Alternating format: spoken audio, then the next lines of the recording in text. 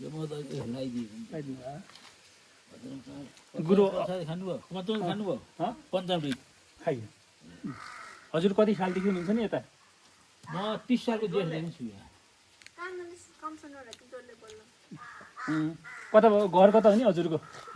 बालाकोट हो 8 वर्षमा घर छोडेको ए 8 वर्षमा 8 वर्षमा घर छोडेको इन्डिया 25 वर्ष बसेँ ए इन्डिया कुन ठाउँमा बस्नुभयो होल इन्डिया एउटा ठाउँमा बसिनु ए भनेपछि पुरै इन्डिया घुम्नुभयो केदार बद्रीनाथदेखि यता परशुराम सबै चालेको 25 वर्ष बसेको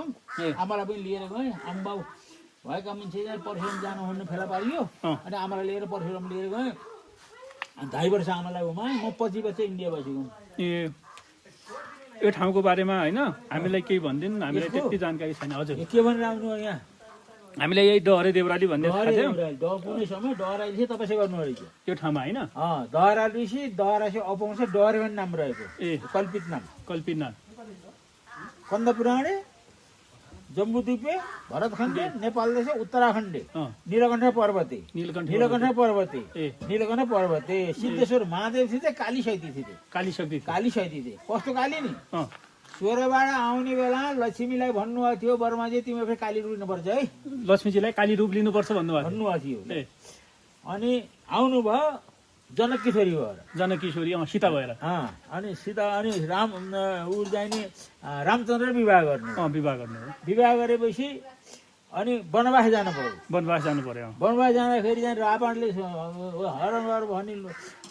न्यु पारेर जाने त्यही रावण र कुम्भकर्ण उहाँका ढोकेपाली थिए विष्णुका ढोकेपाली थिए अनि उहाँलाई नमारी नभएको मारेर अनि त्यहाँबाट जाने नि आफ्नो द्वारपाले बनाउनु अनि सीतालाई हरण भन्नेवाले मार्नुभयो अनि राक्षस मारियो भनेर रामले भन्नुभयो मारियो छ र पो छ भन्नुभयो सीताले कहाँ यसो जाम त भन्दाखेरि त सहसा शिर सहसा हात जम्ल्याङ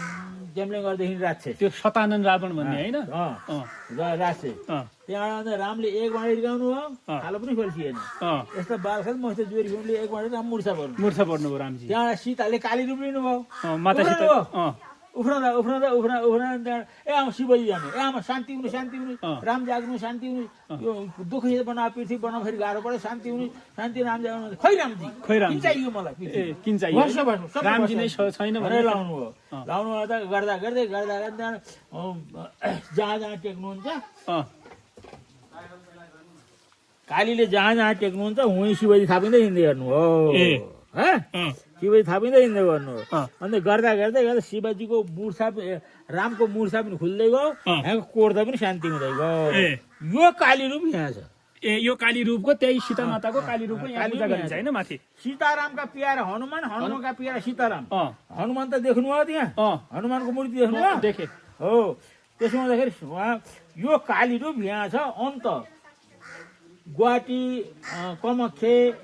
पोखरा वृन्दावासिनी बालुकी देवी यति समयमा यदि